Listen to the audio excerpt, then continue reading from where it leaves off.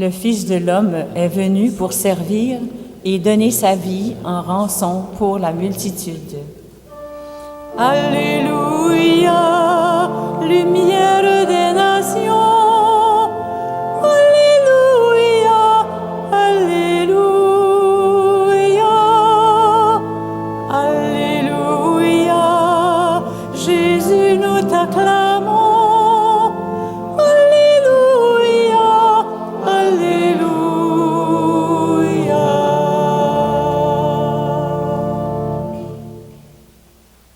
Le Seigneur soit avec vous. Et avec votre esprit. Évangile de Jésus-Christ selon saint Marc. Nous prenons la lecture brève. Jésus disait à ses disciples, « Vous le savez, ceux que l'on regarde comme chefs des nations païennes commandent en maître, et les grands font sentir leur pouvoir. Parmi vous, il ne doit pas en être ainsi. Celui qui veut devenir grand, qu'il se fasse votre serviteur. Celui qui veut être le premier sera l'esclave de tous. En effet, le Fils de l'homme n'est pas venu pour être servi, mais pour servir et pour donner sa vie en rançon pour la multitude. Acclamons la parole de Dieu. Louange à toi, Seigneur Jésus.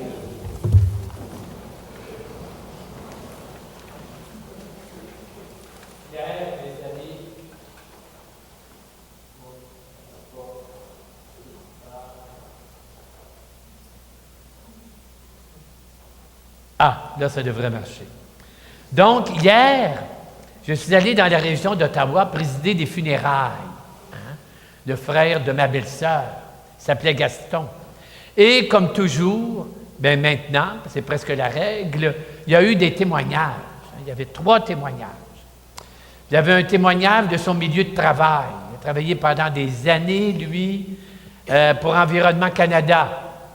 Il s'occupait des ours polaires là, dans le Grand Nord, là, puis il allait prélever des échantillons, puis leur arracher des dents quand il était mort, là, hein, pas avant. Là.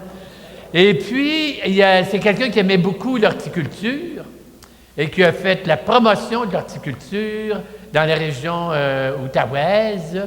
Il était même président de la Société d'horticulture. Il a fait des plans pour des parcs, tout ça. Alors, évidemment, on a parlé de ça. Et en écoutant, je me disais à moi-même, c'est lui qui avait demandé ça, là, avant son décès. Il avait fait comme un testament spirituel, puis il avait demandé qu'il y ait 3 témoignages, etc. Puis je me dis, dans le fond, ce qu'il essaie de nous dire, Gaston, qui s'appelait, c'est qu'il n'était pas rien qu'un petit bonhomme là, qui faisait ses petites affaires là, dans le cour en arrière chez eux ou dans son cabanon. C'est quelqu'un qui a participé à des grands projets, hein, des projets plus grands que lui.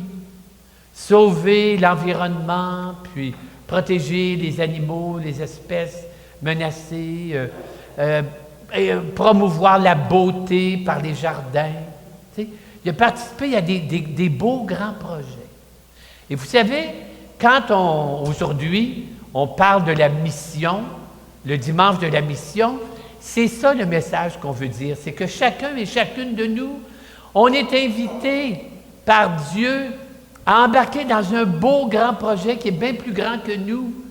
On est invité à embarquer dans le grand projet du règne de Dieu, c'est-à-dire de faire qu'à travers ma présence, si humble soit-elle, que la méchanceté recule, que la bonté avance, qu'il y ait des ponts qui se créent, que la justice soit promue.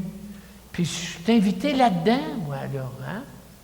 Je suis pas bon rien que pour, je sais pas trop quoi, moi, faire des hamburgers chez McDonald's, mettons, tu sais. Quel que soit mon travail, hein, je participe à un grand projet. C'est ça qui est important. Et aujourd'hui, ce matin, évidemment, selon la tradition antique et solennelle, eh bien, je vais vous parler de la mission de Papouasie-Nouvelle-Guinée.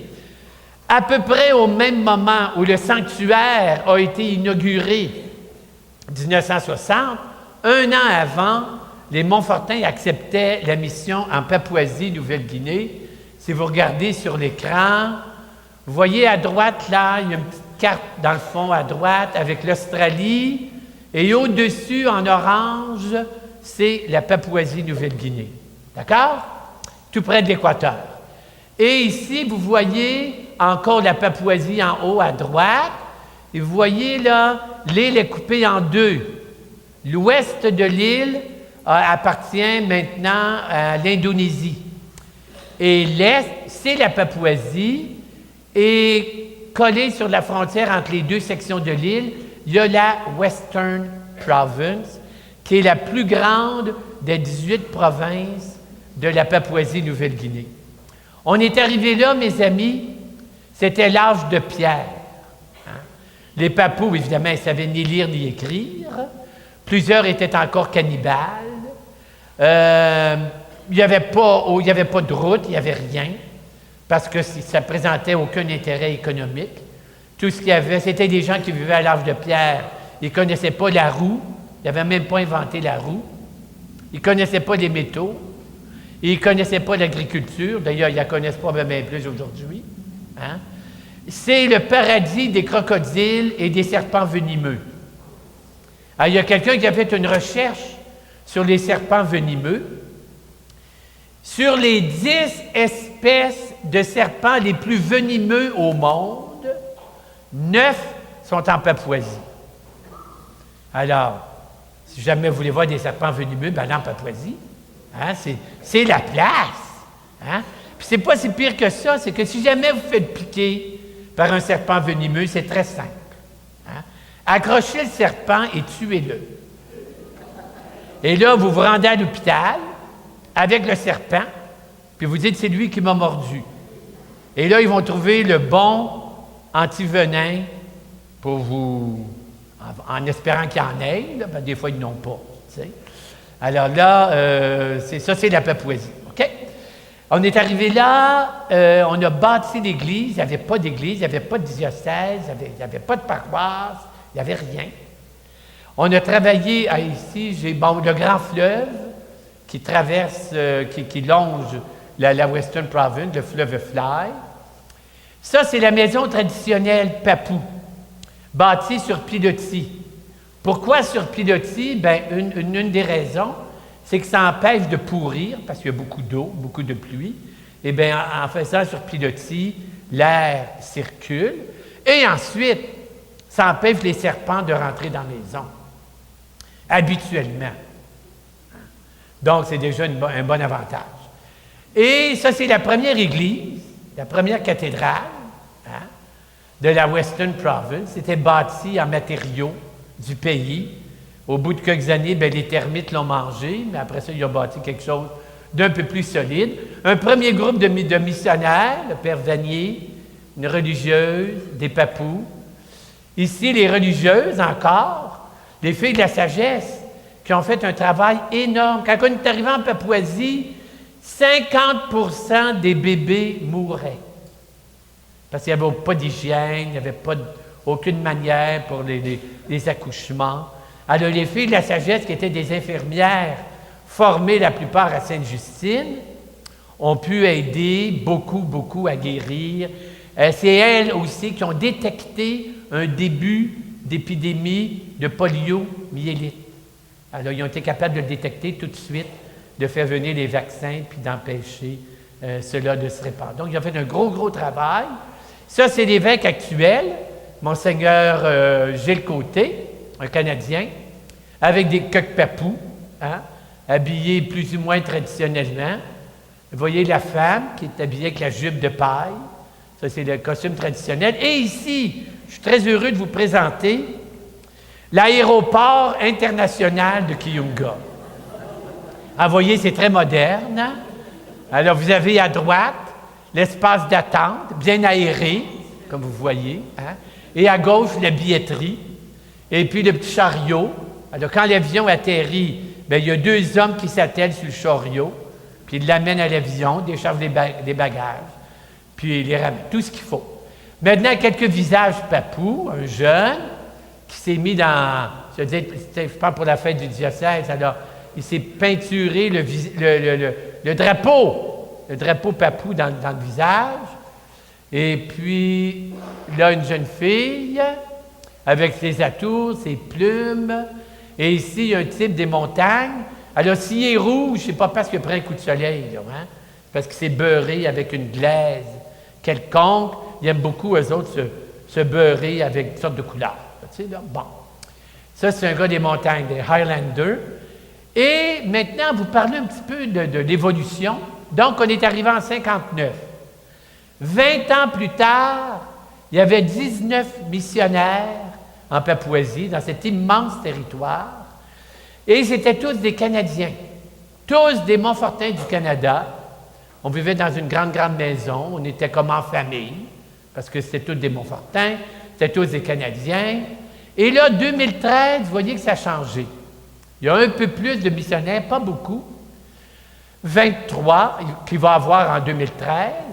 Et là-dessus, il va y avoir, actuellement, ils sont 9, mais il va y en avoir qui vont s'ajouter. Alors, dans le diocèse, il va y avoir 11 Montfortins, 5 diocésains, parce que nous autres, on a voulu d'abord bâtir l'église diocésaine, et il y a 7 religieux de d'autres communautés, ou européennes, ou asiatiques. Hein. En Inde, il y a des communautés religieuses qui ont été fondées en Inde. OK? Et qu'est-ce que j'allais dire à part ça, en regardant ça? Bien voilà. Alors, ça vous décrit que les Montfortins sont comme un autre groupe, là. C'est plus rien que des Montfortins canadiens. Donc, à cause de ça, bon, on s'est dit, il faut faire quelque chose. Parce que les Montfortins qui arrivent là, alors il y en a de l'Inde, il y en a de l'Indonésie, il y en a des Philippines, il y en a 2 du Canada encore, mais il y en a un qui va revenir l'année prochaine, donc il n'y en a pratiquement plus du Canada. Inde, Philippines, Indonésie, Madagascar. Okay? Et souvent, ils arrivent très jeunes. Ils ont peut-être 1 an d'ordination. Donc, c'est important de les aider, de les soutenir sur le plan communautaire. Et donc, on va les regrouper, essayer de les regrouper à Kiyunga, dans le nord, et à Daru, dans le sud, pour qu'ils puissent vivre en communauté. Supposons qu'ils sont en patrouille ou quelque part, qu'ils puissent revenir, avoir une vie communautaire, l'appui de la communauté. Et là, bien, à Kiyunga, on a les Montfortins actuellement, depuis le temps qu'on est là, tous les revenus qu'on peut avoir vont pour le diocèse uniquement. Alors, en Papouasie, actuellement, les Montfortins n'ont rien, même pas une chaise. Alors là, on commence tranquillement à vouloir organiser aussi la communauté. Parce que, entre autres, il y a des jeunes papous qui, depuis quelques années déjà, frappent à la porte et voudraient devenir Montfortins, des papous Montfortins ou des Montfortins papous. Alors là, il faut essayer de s'organiser un petit peu. Et aussi, on a pensé d'avoir une maison en dehors du diocèse de Daru-Kiyunga qu'on a fondé, dans la capitale. Parce que tous les contacts officiels, les demandes de permis, tout ça se fait dans la capitale. Et ça coûte très cher l'avion entre les deux. Donc, on a dit, bien, si on avait un pied-à-terre, ça irait mieux. Alors, je continue. Là, vous voyez un jeune Montfortin indonésien, Mathéus, qui est dans un champ de riz. Parce que, traditionnellement, les Papous se nourrissent de sagou, qui est une sorte de farine, de l'amidon, finalement, tiré du tronc d'une sorte de palmier. Sauf qu'écoutez bien ça. Dans 100 grammes de sagou, il y a 0,2 grammes de protéines. Ça ne nourrit pas. Dans le riz, il y a 7 grammes de protéines. Donc, on leur apprend la culture du riz pour qu'ils mangent mieux. Et ici, vous avez les moulins. Comme il n'y a pas d'électricité, excepté à quelques endroits avec des génératrices, bien, c'est des petits moulins à riz au gaz qui ont été donnés par une ONG pour aider le développement. Et ici, vous voyez la Western Province, toujours, et en vert, c'est tout le sud, et le projet est que les Montfortins prendraient charge entièrement de tout le sud du territoire. Alors, il y a beaucoup d'ouvrages encore à faire. Il y a toutes des régions là-dedans il n'y a jamais eu de prêtre, puis il n'y a jamais eu d'église. C'est un gros projet. Maintenant, je vous ramène à Port Moresby, la capitale. Donc, on a pris une paroisse que vous voyez là, dans un milieu très dur, très pauvre, un genre de bidonville. On s'est établi là. L'évêque était bien content, évidemment. Et là, ça, c'est le presbytère. Ça fait penser au presbytère de Saint-Léon de Westmount, un petit peu, hein? Et vous voyez en bas, vous reconnaissez peut-être pas, mais il y a celui qu'on voit en chemise blanche, c'est Rosario, qui était ici 3 ans pour étudier.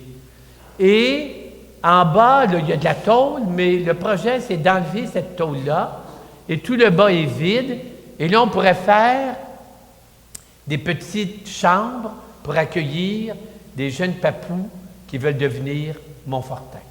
Okay? Alors, c'est le projet. Et ça, c'est l'intérieur de l'Église, quand même pas si pire. Hein? Là, ils étaient réunis pour célébrer l'inauguration du genre de grotte que Rosario a réussi à ériger avec des jeunes pour honorer la Vierge. Alors, évidemment, Montfortin. Hein? On essaie d'être Montfortin en promouvant la dévotion à la Vierge. Et, évidemment, je termine avec Catherine Tekakwitha, celle qu'on va vénérer spécialement aujourd'hui. Donc, vous voyez, les besoins sont grands, les besoins sont énormes pour la population et nous dépendons entièrement de l'extérieur. Alors, je suis sûr que vous disiez, bien, qu'est-ce qu'on peut faire? Bien, premièrement, vous pouvez prier, c'est bien important. Prier la Vierge Marie, qu'elle protège tous ces jeunes Montfortins qui sont en Papouasie, qui rencontrent des défis très difficiles, qui ne sont pas un groupe homogène, qui doivent former une communauté internationale, hein, des Malgaches, des Indiens, des Indonésiens. C'est pas toujours facile. Ça prend beaucoup de courage, de dévouement. Alors, priez pour ces gens-là. Bien, vous dites peut-être, on peut faire quelque chose de concret, aider. Bien oui, vous pouvez aider. Là, essayez de vous retenir jusqu'à la fin de la messe. OK? Parce que tantôt, à l'offertoire, il va y avoir évidemment la quête habituelle, mais à la fin de la messe, il y aura des gens aux portes avec des corbeilles. Okay? Et là, si vous voulez faire un don pour la Papouasie, bien, vous mettez votre don dans les corbeilles à la fin de la messe. Maintenant, dans les bancs, il y a des enveloppes. Je pense que c'est marqué les missions Montfortaines. C'est ça? Les missions Montfortaines. Bon. Alors, supposons vous donniez un gros montant, puis vous dites, j'aimerais savoir un reçu d'impôt, bien, vous pouvez le mettre là-dedans. Même, supposons que vous avez reçu un chèque de 50 000 $ de M. Surprenant. Hein? Vous ne savez pas trop quoi faire avec ça. Alors là, bien, prenez l'enveloppe, amenez-la chez vous, puis dimanche prochain, bien, vous mettrez l'argent de M. Surprenant dans l'enveloppe. Donc, nous poursuivons notre célébration en rendant grâce à Dieu pour tous ces jeunes très, très courageux qui travaillent en mission de Papouasie-Nouvelle-Guinée, pour tous les missionnaires qui sont passés par là du Canada. Et nous demandons au Seigneur d'ouvrir les cœurs, d'aider nos jeunes, de nous aider aussi à bien accueillir et bien former les jeunes papous qui veulent se joindre à nous. Nous nous levons maintenant et nous proclamons notre foi